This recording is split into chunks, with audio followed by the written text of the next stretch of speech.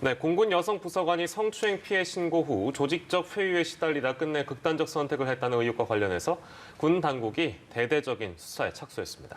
만약 2차 가해 사실이 확인될 경우 형사처벌과 별개로 관련자 엄중 문책도 불가피할 걸로 보입니다. 오늘 관련 소식은 두 분과 짚어봅니다. 이호영 변호사 그리고 방일인 군인권센터 상담지원팀장과 함께합니다. 어서 오세요. 네. 안녕하세요. 네, 안타까운 사건입니다. 이 사건의 개요를 저희가 좀 짚어볼 텐데요. 공군 여성부사관은 지난 3월 2일에 억지로 저녁 술자리에 불려 나간 것이고 이후 귀가하는 차량에서 강제 추행 피해를 입었다고 하고요. 그리고 그 피해 다음 날에 상관에게 피해 사실을 알린 것으로 전해지고 있습니다. 그리고 4일입니다. 4일에는 피해자와 가해자를 분리하고 피해자는 2개월 청원 휴가를 신청해서 다녀왔는데요. 이제 이 부분에서 이제 즉각 분리가 되지 않았다는 이제 문제점이 드러난 것이고 자발적으로 부대를 바꿔달라는 전출 요청을 했고 새로운 부대에 첫 출근한 게 지난 5월 18일이었네요. 5월 18일에 다른 부대에 첫 출근하게 된 것이고요. 근데 첫 출근한 지 며칠 되지 않아서 5월 22일입니다. 4일이 지나서 극단적 선택을 한 것으로 알려지고 있습니다. 숨진 채 발견된 거는 5월 22일입니다만은 극단적 선택을 한 날짜가 지금 추정되는 것은 5월 21일 정도로 나와 있는 상황이고요. 지금 뭐 안타깝습니다만 이 남자친구하고 혼인 신고를 한 날로 추정되고 있어서 이 내용도 굉장히 좀 안타까운 상황인데요. 자, 문제점이 곳곳에 노출되어 있는 그런 상황입니다. 어떤 지점들이 문제였는지 방혜린 팀장께서 어떻게 좀 진단을 하세요? 처음에 이제 피해자가 가장 문제였던 거는 피해자가 피해 호소를 했음에도 불구하고 부대에서 즉각적인 어떤 신고 절차나 보호 절차가 이루어지지 않았다는 게 가장 큰 문제이고요. 네네. 그 두 번째로는 진짜 피해자가 그 청원 휴가를 실시를 하긴 했지만 네. 결국엔 피해자가 부대를 떠나게 되는 거거든요. 예. 그 피해자가 어쨌든 내가 청원 휴가를 통해서 밖에 있다 하더라도 나의 적은 여전히 이 부대에 유지를 하고 있고 예. 가해자도 같은 부대에 있는 거기 때문에 피해자에 대한 소문이나 2차 가해들이 안 이루어질 수가 없는 상황인 것이고 네네. 그런 것들이 피해자를 더 고립되게 만들었지 않았나 보고 있습니다. 네. 즉각 조치가 이루어지지 않은 것 중에서 하나가 일단 피해자가 상담하거나 신고를 하면 바로 아주 기본적인 게 좀 그 피해자와 가해자를 분리시켜야 되는데 이 기본적인 것부터가 되지 않았다고요? 네, 피해자를 신고를 하는 것도 의무이고요. 예. 피해자랑 가해자를 분리하는 것도 의무인데 통상 많은 부대에서 피해자에게 휴가를 처리해 줄 테니까 너가 일단 나가 있어라 회복을 위해서 예. 그렇게 처리를 하고 그 사이에 가해자는 그냥 그대로 복무를 하는 행태가 사실 많은 부대에서 반복이 되는 일들이거든요. 예. 그런 부분들이 이번 기회를 통해서 좀 정비가 돼야 되는 부분들이고요. 예, 참 안타깝고요. 그리고 지금 유족들이 주장하고 있는 바에 따르면 이 강제추행 신고 후에 조직적인 회유가 있었다? 지금 이런 주장을 하고 있는데 자세한 내용이 어떻게 되는 겁니까? 그러니까 처음에 이제 피해자가 신고를 그 상급자를 통해서 보고를 하니까 예. 그 상급자가 다시 술자리에 불러가지고 예. 없던 일을 했으면 좋겠다. 너가 참아줬으면 좋겠다라고 하고 그 사이에 가해자는 뭐 신고하면 뭐 내가 죽겠다 아니면 뭐 신고를 해봐라 이런 식의 협박, 공갈 협박 등이 이루어지는 부분도 있었고요. 예, 예. 그다음에 피해자가 계속 의사를 밝히니까 예. 뭐 정기 인사 때까지 좀 참아봐라. 2, 3개월이면 정기 인사 있지 않느냐. 그때 네가 이동하면 되지 않냐. 이런 식으로 회유하는 부분도 있었고요. 네네네. 이 당시에 그 피해자랑 그 가해자랑 그 보고받은 상급자가 그 있었던 회식 자체가 사실은 그때 코로나 상황들 때문에 거의 금지가 됐던 상황들이기 때문에 예. 그런 것들을 우려해서 아마 적극적으로 좀 막고자 했던 게 아닐까 싶습니다. 네. 근데 이거 이제 회유했다라고 주장을 유족 측에서 하고 있는 건데 이제 저희는 지금 조직적인 회유가 있었다라고 주장을 하고 계신 거잖아요. 네, 네. 근데 내용을 보니까 그 이 피해자분의 남자친구분 역시 군인이신데 네, 네. 이 남자친구에게도 부대가 나서서 뭔가 회유를 했다 이런 정황도 있었던 건가요, 그렇다면? 이제 상급자들이 와가지고 합의를 해줬으면 좋겠다는 식으로 예. 이제 뭐 우리 합의만 하면 조용히 넘어가겠다, 뭐 그렇게 해주면 안 되겠냐 이런 식으로 얘기를 한 것으로 저희가 확인을 했었고요. 예. 그런 부분들이 이제 더 피해자와 또 피해자의 주변인들을 좀 고립되게 만들었던 네. 이유들이고 왜냐하면 피해자가 어쨌든 신고를 한다는 것 자체가 내가 보호를 받았으면 하는 어떤 의사들을 내비친 거잖아요. 네. 근데 절차는 진행되는 거 하나도 없이 전부 다 내가 참아줬으면 좋겠다. 너가 어떻게 했으면 좋겠다. 너만 조용하면 되지 않느냐라고 말을 하니까 예. 피해자가 심리적으로 계속 외로운 상태가 될 수밖에 없는 것이죠. 네, 예. 조직적으로 회유와 협박을 했던 정황이 일단 드러났고요. 국방부에서도 이 사안이 심각하다고 판단을 한 것 같습니다. 그래서 처음에는 일단 개별 수사를 진행했었는데 앞으로는 이제 국방부 검찰단이 직접 수사에 착수하기로 했습니다. 그만큼 사안을 중대하게 판단을 한 건데 일단 국방부가 직접 수사에 나섰는데 유족 측 이야기 잠시 후에 들어보고요. 국방부에서는 이 사안에 대해서 지금 어떻게 판단을 하고 있습니까? 지금 뭐 팀장님 말씀해 주신 것처럼 이 피해자에 대한 그 조사 초기에, 그러니까 대단히 중요한 시기인데 그 피해자에 대해서 그 주위의 사람들이 뭔가 회유를 하고 그다음에 뭐 합의를 하면 어떻겠냐는 등 이런 식으로 이야기를 지금 하고 있다라는 거는 예. 그 피해자가 소속되어 있었던 그 소속 기관의 어떤 조사의 객관성, 중립성 같은 것을 우리가 이제 믿을 수는 없는 상황이 됐다. 이렇게 지금 국방부는 보고 있는 것 같습니다. 예. 그래서 이제 국방부 검찰단이 직접 수사를 하는 것으로 지금 그렇게 하는 것이고 너무나도 당연히 한 것으로 보이고 오히려 좀 늦은 감이 너무 많다. 예. 좀 이렇게 평가할 수 있는 상황인 것 같습니다. 예, 알겠습니다. 유족 측의 목소리 저희 준비했는데요. 유족 측의 목소리를 들어보고 돌아오도록 하겠습니다. 엄마로서 그 아팠던 그 마음을 제가 3분의 1도 아니 하나도 못 알아줬다는 그 마음 때문에 밤잠을 이룰 수가 없어요. 자살하고 싶다라는 암시를 했어요. 자살하고 싶어 엄마. 근데 나는 이거를 그냥 있으면 안 될 것 같아. 그 자살방지센터에 전화를 했고 그리고 안 되겠다 싶어가지고 메일로 장문의 메일을 써서 상담가한테도 보냈고 그래서 자기 나름대로 살고자 하는 그런 의지가 있었던 아이예요. 그리고 나서 저 안심시키려고 엄마 근데 난 자살은 안 할 거야. 전 그 말만 믿었어요. 앞에 거를 더 깊이 생각해주고 헤아려줬어야 되는데 그러지 못했어요. 네, 지금 이 상황에 대해서 유족 측은 그야말로 분통을 터뜨리고 있는 상황인데요. 실제 이게 지금 성추행 사건 벌어지고 석 달 지난 시점에서 국방부가 직접 수사에 나선 상황이니까 물론 이제 상황에 대한 심각성을 충분히 고려하고 있다. 이제 그 부분도 뭐 그렇게 좀 그 배경을 해석할 수 있겠습니다만 일단 이거 자체가 너무 늦은 거 아니냐는 지적이 있는 것 같은데 그 점은 어떻게 좀 보시는 것 같아요?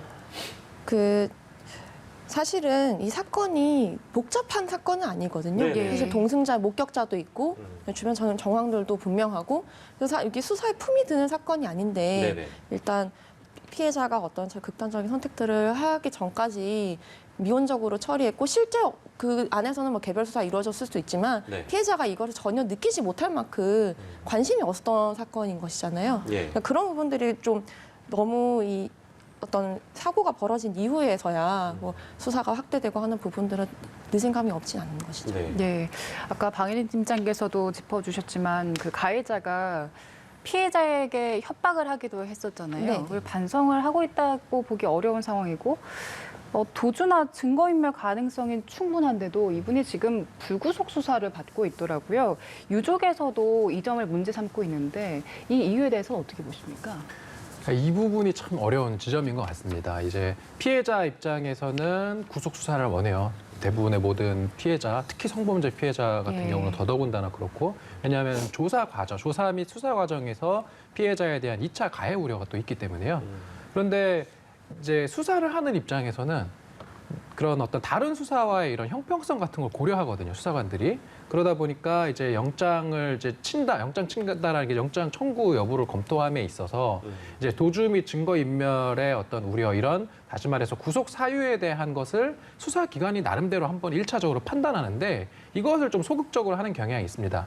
그것에 대해서 이제 수사하는 측에서는 할 말이 없는 것은 아닌 게 이게 형사소송법의 기본 원칙이 불구속 수사 원칙인 것이고 예. 이제 거기에서 예외적으로 이제 도주하거나 증거 인멸의 우려가 있고 범죄가 또 중대하고 이런 경우 또 범죄가 상당 부분 소명이 됐다 이러한 어떤 구속의 사유 그다음에 구속의 필요성 같은 것들을 고려해서 이제 예외적으로 구속 수사하는 것이니까 이런 것을 이제 피해자한테 막 이야기를 하거나 그러면 사실은 피해자 입장에서는 그 좌절과 절망에 부딪히는 거거든요. 예. 왜냐하면은 수사 과정에서도 구속가 안 돼. 그리고 좀 더 나아가서 드리는 말씀이지만 예를 들어서 피해자들은 생각하는 게 이 사람이 만약에 처벌되면은 어떻게 처벌될 것인지에 대해서도 고려를 하거든요. 예.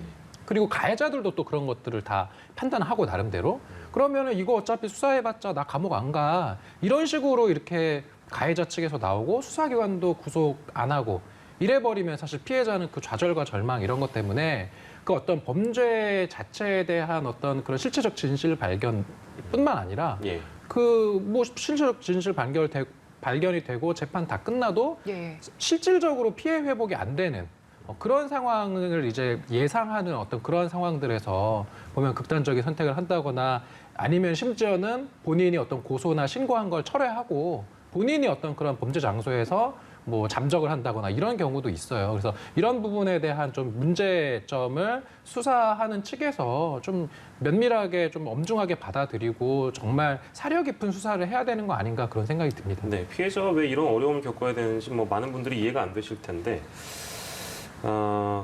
만약에요, 그 조직적인 회유나 은폐 이런 어떤 2차 가해가 확인되면 처벌은 어떻게 이루어지는 겁니까, 변호사님?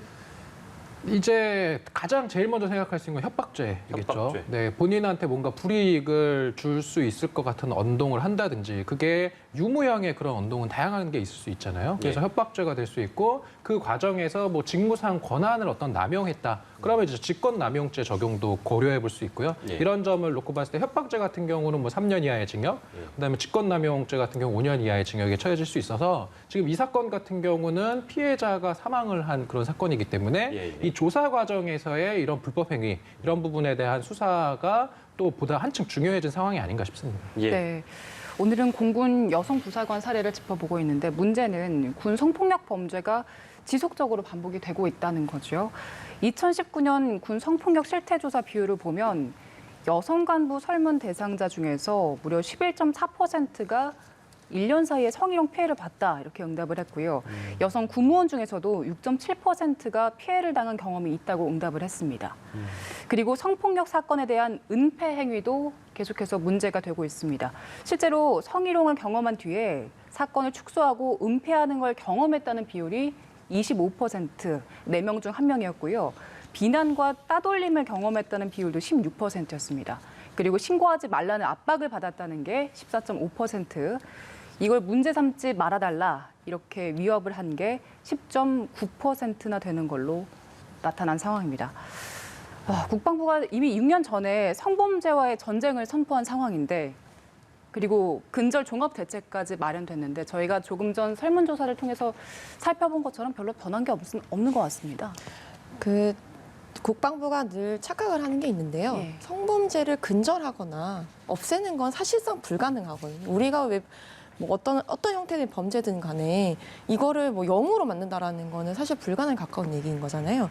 그렇다면 이제 국방부가 좀 집중을 해야 되는 것은 예. 사건이 벌어졌을 때 피해자를 어떻게 보호하고 우리가 피해자를 보호한 상태에서 이 사건을 어떻게 끌고 갈 것인가인 네. 거거든요. 근데 그런 부분에서 제도적인 정비가 잘 안 되고 있거나 아니면 제도는 만들어져 있는데 실제 기능을 하지 못하는 부분들이 크다는 것이죠. 예. 네. 아까 그 앞서서 이제 말씀드렸던 뭐 피가해자 분리에 대한 부분들이라든가 예를 들어서 2차 가해를 이제 변호사님께서 잠깐 설명해 주셨는데 예. 예. 국방부에서 이제 2차 가해가 발생했을 때 이를 어떻게 징계할 것인가에 대한 징계 양천 기준이 없거든요. 예. 그러니까 2차 피해가 이제 그 부대 내에서 어떤 2차 피해를 호소를 해도 2차 피해 가담한 사람들을 마땅히 징계하거나 처벌할 수 있는 조항이 미비하다 보니까 예. 결국에는 이거에 대한 어떤 죄의식이나 이런 죄책감 없이 가해자들이 그런 곳에 가담을 하게 되는 거죠. 그리고 대부분 사실은 이제 피해자들이 가장 많이 호소를 하는 부분들은 사건은 사건대로 어차피 형사 절차를 밟아서 나가는 것인데 내가 이 부대에서 계속 복무를 하면서 마주해야 될 수많은 2차 피해들, 예를 들어서 악성 유언비어라든가 그 가해자들이 탄원을 받으러 오는 행위라든가, 그러니까 부대가 분리가 되긴 했지만 같은 부대 내에서 건물만 분리된다던가 이런 사실 분리가 아니거든요. 그러니까 이런 미온적인 절차들이나 그다음 부대 평판, 부대 인사고과 등을 이유로 너가 한번 넘어가서 좋겠다. 다들 참고 살지 않냐. 이런 식으로 회유하는 것들. 여기에서 훨씬 많은 어려움들을 호소하는 것인데 이번 기회를 통해서 이런 것들이 좀 제대로 진단이 되었으면 하는 부분도 네. 있는 것이고요. 그런 이유 때문에 조직적으로 은폐하는 행태까지 반복이 되고 있는 것 네. 같은데 오늘 오전에도 군 인권센터에서 또 다른 공군의 성폭력 사건에 대한 폭로가 나오기도 했다고 들었습니다. 네. 이건 어떤 내용입니까? 이거는 이제 19전투 비행단에서 있었던 일인데요. 그 가해자 남군이 예. 여군 숙소에 침입을 해서 그 불법 촬영을 다수로 한 이제 그런 사건이었고 예, 예. 가해자는 한 명인데 피해자가 다수인. 그러니까 예. 확인 결과 뭐 가해자의 핸드폰이나 노트북에서 예. 피해 여군들의 이름마다 폴더가 있고 그 안에 이제 영상이 있는 그런 일이고요. 이게 지금 특히 불법 촬영 같은 문제는 이 범죄가 2차, 3차가 어디까지 진행했는지 도저히 가늠을 할 수가 없기 때문에 예를 네. 들어서 만약에 그 남군 가해자가 어디 유포를 했을 경우 예, 사실은 예. 그 유포가 뭐 1차에서 멈추지 않잖아요. 예. 2차, 3차 또 추가적인 다른 성폭력, 디지털 성폭력과 연계될 수 있는 가능성이 크기 때문에 예. 이 사건이 좀 그 주거 침입 부분도 있고 그다음에 예. 불법 촬영 부분도 있고 그다음에 불법 촬영의 어떤 질이나 이런 부분들 피해자가 매우 다수인 점 이런 것들이 좀 심각한 지점들을 꼽히고 있습니다. 불법 촬영 관련된 이제 범죄 혐의가 발견되거나 현행범이 잡히게 되면 꼭 군대 내뿐만이 아니라 다른 경우에도 그렇습니다만 피해자들이 자기가 피해자인지 모르는 경우도 굉장히 많이 있잖아요. 네. 지금 파악하시기로는 굉장히 다수라고 말씀을 주셨는데 네. 아는 경우가 거의 없을 거라는 생각도 드는데 본인이 어떻습니까? 피해자인지 아닌지도 정확하게 모르는 그렇겠죠. 상황일 수 있고요. 예. 그다음에 만약에 뭐 은닉을 시도할 수도 있는 거잖아요. 네네. 예. 그 피해자가 뭐 자료를 다른 곳에 백업을 해놓는다든가 아니면 예. 삭제를 했다든가 예. 그런 경우에서라면 뭐 포렌식 등에서 나타날 수도 있지만 예, 예. 포렌식이 뭐 100%다 드러나는 것은 아니기 때문에 예, 예. 그 숙소 내 모든 여군들 사실은 피해 대상자의 범죄에 들어갈 수 있는 것이죠. 현행범으로 적발됐다고 아까 이제 말씀 주신 거잖아요. 예. 근데 혹시 이게 어떻게 적발됐는지도 그 과정이 공유가 될 수 있습니까? 어떻습니까? 그 부분은 저희가 피해자가 특정될 가능성이 높아서 아, 그렇겠죠. 네, 네. 근데 이제 이렇게 뭔가 장기간 불법 촬영을 한 혐의가 있다면 이게 왜 빨리 드러날 수 없었을까라는 생각도 들고 이제 더불어 저희가 짚어본 내용 중에는 뭐 어떤 회유가 있었다든지 내지는 뭔가 은폐하려고 한다든지 이제 그런 시도가 군대 내에 이제 다수 발생하다 보니까 이것도 너무 늦게 발견된 것이 아닌가라는 이제 안타까움 때문에 이제 일종의 과정을 제가 질문 드린 건데 그거는 좀 답변이 어려우실 것 같고요. 네. 전체적으로 보면 아까 계속 처음에도 말씀 주셨는데 어려운 문제는 아니라고 말씀 주셨어요. 그러니까 어떤 네. 사건이 발생하면 특히 성범죄의 경우에는 피해자, 가해자 분리하고 기본적인 조치들을 하고 피해자를 잘 보호하고 그러면 되는데 이 반복적으로 계속 같은 문제가 불거진단 말이에요. 이해가 잘 안 됩니다. 그러니까 실제 가장 근본적인 원인은 뭐예요? 군대 내가 경직됐기 때문에 문화가 그런 겁니까? 성폭력에 유난히 좀 관대한 문화들이 없는 건 아니고요. 예. 군대라는 조직이 또 폐쇄적이기도 하면서 굉장히 남성적인 조직이기 때문에 특히나 이제 성폭력 피해자들이 또 많이 고충을 호소하시는 부분들이 이 사건의 진위에 대해서 너무 많이 물어본다는 거죠. 이게 정말로 그랬느냐, 뭐 둘 간에 어떤 관계가 있어서 그렇지 않았느냐, 내부에서? 네 내부에서 그런 그래요. 부분들이 이제 계속 이 진실 공방에 빠지다 보니까 사실은 피해자가 피해를 호소하고 있음에도 불구하고 예. 또 어느 부분은 뭐 일정 정도 인정에 대해서 뭐 검찰 단계나 뭐 기소 단계에 간다 하더라도 예. 실제로 부대에서 믿지 않는 예. 이런 부분들이 있다 보니까 제도가 아무리 사실 정비가 돼도 예, 예. 제도를 이용하고 있고 또 사용하고 있는 사용자들이나 이 제도를 감독하는 지휘관들의 인식이 바뀌지가 않으면 예. 이 문제는 또 다시 돌아온다라는 거죠. 네. 군대 내에서 일단 피해도 계속해서 반복이 되고 있고 그걸 은폐하려는 움직임도 반복이 되고 있는데 일각에서는 이 은폐하려는 시도가 더 많아진 이유 중에 하나로 원스트라이크 아웃제가 적용되면서 그 가해자들이 조금 더 은폐하려는 움직임들이 커졌다 이렇게 보는 시각들도 있더라고요. 그렇다 해서 이제 원스트라이크 아웃제를 없앨 수는 없는 거고요. 예. 사실은 이제 그 범죄가 일어나면 그 가해자 뭐 부대의 어떤 평판이나 뭐 가해자의 평판 이런 것을 중시 여기는 것보다 피해자가 어쨌든 존재하는 상황에서 예. 피해자를 어떻게 돌보면서 우리가 같이 갈 것인가를 제일 우선적으로 고민해야 되는 것이잖아요. 예. 근데 이제 부대에서 어떤 뭐 예를 들어 정관이라든가 아니면 뭐 같은 식구 감싸기 특히 아까 그 불법 촬영 같은 경우에는 그 가해자 군사 경찰 출신이거든요. 아. 예. 그러다 보니까 더 이런 상황들이 반복이 돼 있다 보니까 뭐 원스트라이크 아웃제나 이런 것들 도입한다고 한들 뭐 은폐나 이런 축소 문제들이 사라지진 않는 것이죠. 저는 군사 경찰이라는 말씀이 좀 너무 굉장히 충격적으로 다가와서요. 아, 이 참. 저도 조금 말씀드리고 싶은데 예, 죄송합니다. 이 말씀. 군사 경찰 출신 그 부사관이 여군 상대로 불법 촬영한 거를 지금 그 군사 경찰이니까 좀 감싸고 있다라는 좀 말씀을 하시잖아요. 예, 예. 저는 이거 관련해서 좀 우리가 들여다볼 필요가 분명히 있는 지점 뭐냐면 네. 이 지금 그 촬영을 했다라고 하는 이 부사관에 대해서 압수수색 영장 청구가 제때 들어왔었는지 수사 초기에 예. 이런 거 분명히 짚어볼 필요가 있다고 봐요. 왜냐하면은 예. 이런 카메라 등 이용 촬영 범죄, 이제 성폭력 범죄 처벌 특례법 위반인데 이런 거 실제로 제가 다뤄보면 예. 수사기관이 의외로 예. 가장 지금 이 범죄와 관련해서 가장 중요한 증거가 뭐겠습니까? 그 촬영한 영상물이잖아요. 예, 그렇죠. 예. 그럼 영상물을 정말로 보관하고 있는지를 이제 확인해 보는 게 수사의 핵심인데 그렇겠죠. 그 영장 청구하는데 막 3달, 4달 걸려서 3달이 걸린다고요? 예, 그런 경우가 있었어요. 그러면은 피해자 입장에서는 원통 딱 한 거예요. 지금 자기가 찍힌 카메라 다 봤는데 예. 그것을 분명히 어딘가에 보관하고 있을 건데 그거를 영장 청구를 안 하는 거예요. 경찰이나 이런 데서. 예. 그래서 나중에 이제 뒤늦게 한 3달, 4달 후에 청구해 보면 없어요. 지금 증거는. 인멸이 됐겠죠. 네, 없고 그런데 보면 인터넷상에는 동영상 막 다 올라가 있고 예. 지금 이런 사건 같은 경우 이제 촬영 범죄인데 디지털 성범죄이지 않습니까? 예. 네네. 소속 부대가 영장을 제때 딱 신고되면 바로 그 한 3, 4일 이내로 영장 청구해서 바로 증거 확보부터 해야 되는데 예. 이거 제대로 안 하면은 그 수사기관에 대해서 지금 현행법상으로는 처벌 규정이 없단 말이에요. 이런 것들에 대한 뭐 그런 이제 징계 규정이라든지 예. 아니면은 더 나아가서 그 형사특별법상의 어떤 직무유기죄의 한 분야로 예. 좀 만들 필요도 있지 않나 싶습니다. 수사에 중대한 어떤 그러한 그 이제 증거 수집 활동을 직무상 의무를 해태하는 경우 예. 이런 부분은 저는 처벌도 돼야 된다 이렇게 생각합니다. 적발이 이제 됐으니까 실제 증거 확보나 처벌로 나아가기 위해서는 이제 변호사님께서 말씀하신 이 일련의 과정들이 잘 이어졌어야 되는데 영장 청구만 하다 물론 있거나 아닙니다만 3달까지 걸리는 건도 있었다고 들여다볼 하니 필요가 있다는 거죠. 이런 것도. 아 그런 부분도 이제 들여다봐야 그렇죠. 된다는 네. 말씀이시고요. 알겠습니다.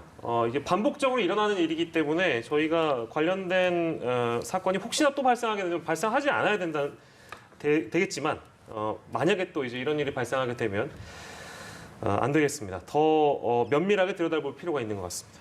이슈 큐브 함께했고요. 이호영 변호사, 이어진 순서 더 함께해 주실 거고 방혜린 팀장은 여기서 인사드리도록 하겠습니다. 고생하셨습니다. 네, 감사합니다.